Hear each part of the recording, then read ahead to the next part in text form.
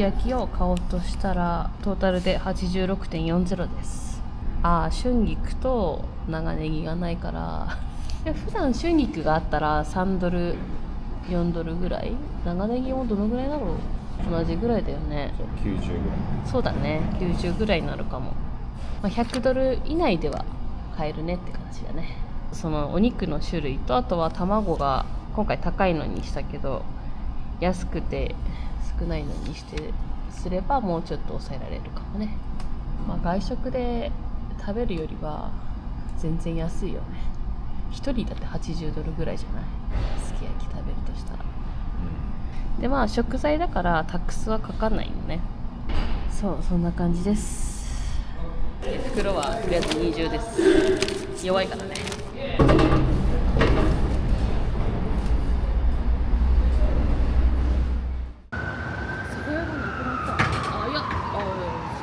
あの隣か、閉まってんのか。このデザインストアも好きだったのに。好きだったのにね。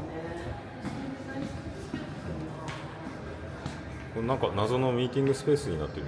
でもアポロベーグル入るよ。本当だ。マンハッタンまで行かなくていいの。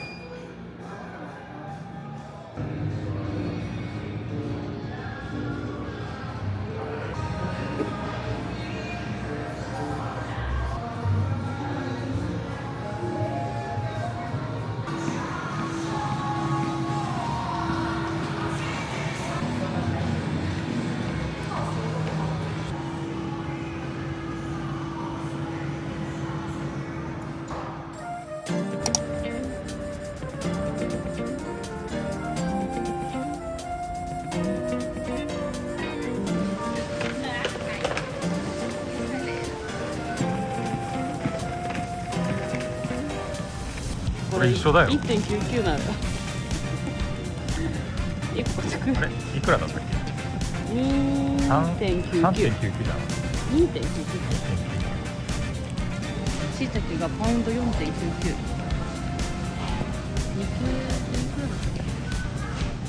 なんかパウンド12ドルぐらいじゃなかったっけ。11ドルだ。いくら。そうだよね。と11点だっけ。10ドルぐらい。そうだよね、10ドルぐらいだったっけ。倍だ。半額です。この普通のリークしかチャイニーズリークしか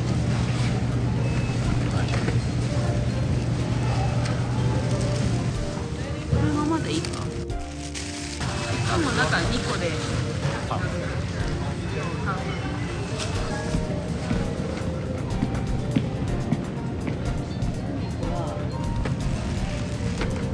そうだね、多分これだ。こんな名前、超なんか小さいなんだろうな。これですき焼き食べ放題です。8ポンドで 0.99。なんかでもやっぱちっちゃいのかな、調子悪いのかな。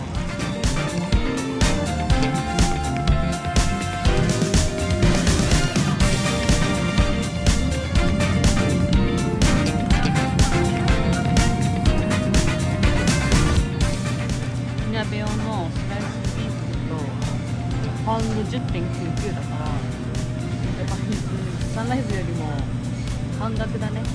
くるまってるやつ。これだと、これも多分火鍋用だと思うけど、ちょっと厚みがあるのかな。